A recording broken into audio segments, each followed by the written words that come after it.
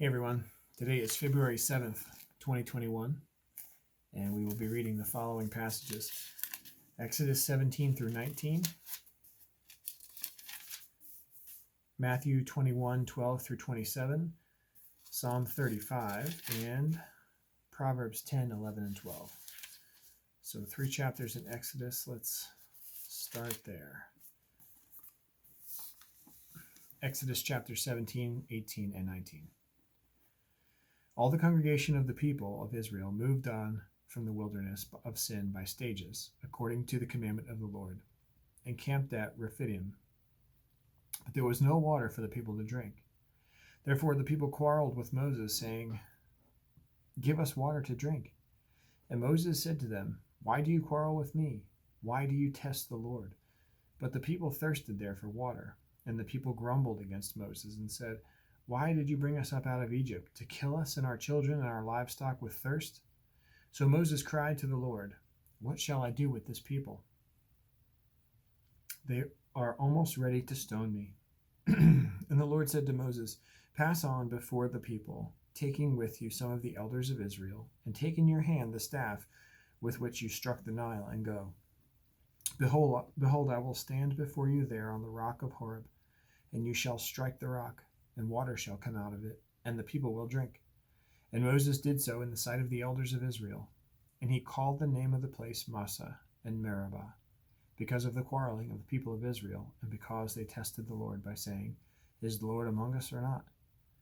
Then Amalek came and fought with Israel at Rephidim. So Moses said to Joshua, "Choose for us men, and go out and fight with Amalek. Tomorrow I will stand on top of the hill with the staff of God in my hand." So Joshua did as Moses told him, and fought with Amalek, while Moses, Aaron, and Hur went up to the top of the hill. Whenever Moses held up his hand, Israel prevailed, and whenever he lowered his hand, Amalek prevailed. But Moses' hand grew weary, so they took a stone and put it under him, and he sat on it while Aaron and Hur held up his hands, one on one side and one on the other side. So his hands were steady until the going down of the sun. And Joshua overwhelmed Amalek and his people with the sword. Then the Lord said to Moses, "Write this as a memorial in a book and recite it in the ears of Joshua, that I will utterly blot out the memory of Amalek from under heaven." And Moses built an altar and called the name of it, "The Lord is my banner," saying, "A hand upon the throne of the Lord. The Lord will have war with Amalek from a generation to generation." Jethro, the priest of Midian, Moses' father-in-law, heard of all that God had done for Moses and for Israel his people, how the Lord had brought Israel out of Egypt. Now Jethro, Moses' father-in-law, had taken Zipporah, Moses' wife, after he had sent her home, along with her 2 sons. The name of one was Gershom, for he said, "I have been a sojourner in a foreign land." And the name of the other, Eleazar, for he said, "The God of my father was my help and delivered me from the sword of Pharaoh." Jethro, Moses' father-in-law, came with his sons and his wife to Moses in the wilderness, where he was encamped at the mountain of God. And when he sent word to Moses, "I, your father-in-law Jethro, am coming to you with your wife and her 2 sons with her," Moses went out to meet his father-in-law and bowed down and kissed him. And they asked each other of their welfare and went into the tent. Then Moses told his father-in-law all the Lord had done to Pharaoh and to the Egyptians for Israel's sake, all the hardship that had come upon them in the way, and how the Lord had delivered them. And Jethro rejoiced for all the good that the Lord had done to Israel, in that he had delivered them out of the hand of the Egyptians. Jethro said, "Blessed be the Lord, who has delivered you out of the hand of the Egyptians and out of the hand of Pharaoh, and has delivered the people from under the hand of the Egyptians. Now I know the Lord is greater than all gods, because in this affair they dealt arrogantly with the people." And Jethro, Moses' father-in-law, brought a burnt offering and sacrifices, and Aaron came with the elders of Israel to eat the bread with Moses' father-in-law before God. The next day Moses sat to judge the people. And the people stood around Moses from morning until evening. When Moses' father-in-law saw all that he was doing for the people, he said, "What is this that you are doing for the people? Why do you sit alone? For all the people stand around you from morning till evening." And Moses said to his father-in-law, "Because the people come to me to inquire of God. When they have a dispute, they come to me, and I decide between one person and another, and I make them know the statutes of God and his laws."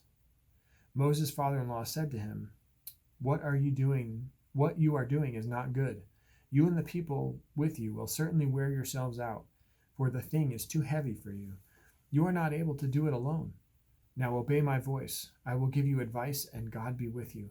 You shall represent the people before God, and bring their cases to God, and you shall warn them about the statutes and the laws, and make them know the way in which they must walk, and what they must do.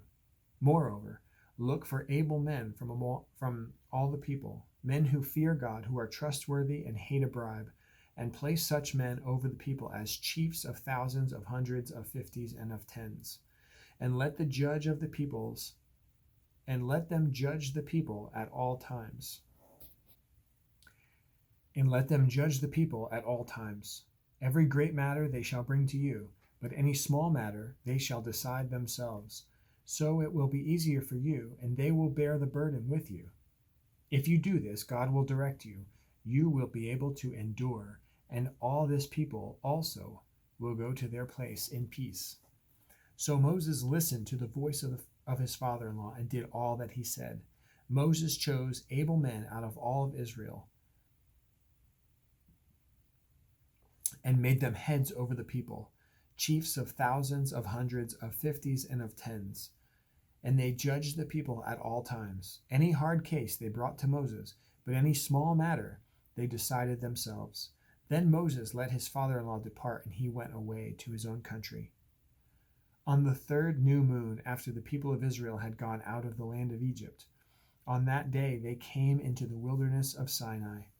They set out from Rephidim and came into the wilderness of Sinai, and they encamped in the wilderness. There Israel encamped before the mountain while Moses went up to God.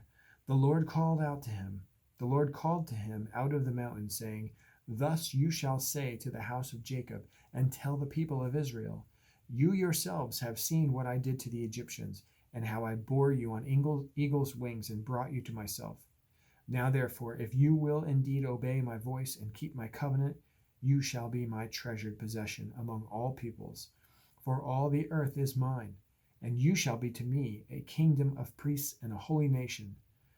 These are the words that you shall speak to the people of Israel."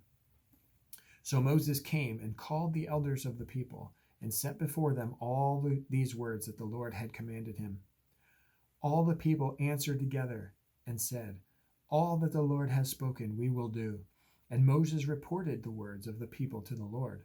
And the Lord said to Moses, "Behold, I am coming to you in a thick cloud, that the people may hear when I speak to you, and may also believe you forever." When Moses told the words of the people to the Lord said to Moses, "Go to the people and consecrate them today and tomorrow, and let them wash their garments, and be ready for the third day. For on the third day the Lord will come down on Mount Sinai in the sight of the people, and you shall set limits for the people all around, saying, 'Take care not to go up into the mountain or touch the edge of it. Whoever touches the mountain shall be put to death. No hand shall touch him, but he shall be stoned or shot. Whether beast or man, he shall not live. When the trumpet sounds a long blast, they shall come up to the mountain.'" So Moses went down from the mountain to the people and consecrated the people, and they washed their garments. And he said to the people, "Be ready for the third day. Do not go near a woman." On the morning of the third day, there were thunders and lightnings and a thick cloud on the mountain and a very loud trumpet blast, so that all the people in the camp trembled. Then Moses brought the people out of the camp to meet God, and they took their stand at the foot of the mountain. Now Mount Sinai was wrapped in smoke because the Lord had descended on it in fire. The smoke of it went up like smoke of a kiln, and the whole mountain trembled greatly. And as the sound of the trumpet grew louder and louder, Moses spoke, and God answered him in thunder. The Lord came down on Mount Sinai to the top of the mountain. And the Lord called to Moses, and the Lord called Moses to the top of the mountain, and Moses went up. And the Lord said to Moses, "Go down and warn the people, lest they break through to the Lord and to look, and many of them perish. Also let the priests who come near to the Lord consecrate themselves, lest the Lord break out against them." And Moses said to the Lord, "The people cannot come up to Mount Sinai, for you yourself warned us, saying, 'Set limits around the mountain and consecrate it.'" And the Lord said to him, "Go down and come up, bringing Aaron with you. But do not let the priests and the people break through to come up to the Lord, lest he break out against them." So Moses went down to the people and told them. Matthew 21:12 through 27. And Jesus entered the temple and drove out all who sold and bought in the temple. And he overturned the tables of the money changers and the seats of those who sold pigeons. He said to them, "It is written, 'My house shall be called a house of prayer,' but you make it a den of robbers." And the blind and the lame came out to him in the temple, and he healed them. But when the chief priests and the scribes saw the wonderful things that he did, and the children crying out in the temple, "Hosanna to the Son of David," they were indignant. And they said to him, "Do you hear what these are saying?" And Jesus answered them, "Yes. Have you never read, 'Out of the mouth of infants and nursing babies, you have prepared praise'?" And leaving them, he went out into the city of Bethany and lodged there. In the morning, as he was returning to the city, he became hungry. And seeing a fig tree by its wayside, he went and found nothing on it but only leaves. And he said to it, "May no fruit ever come from you again." And the fig tree withered at once. When the disciples saw it, they marveled, saying, "How did the fig tree wither at once?"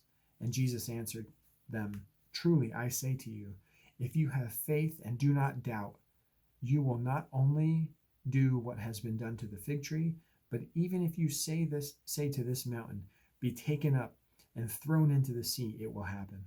And whatever you ask in prayer, you will receive it if you have faith."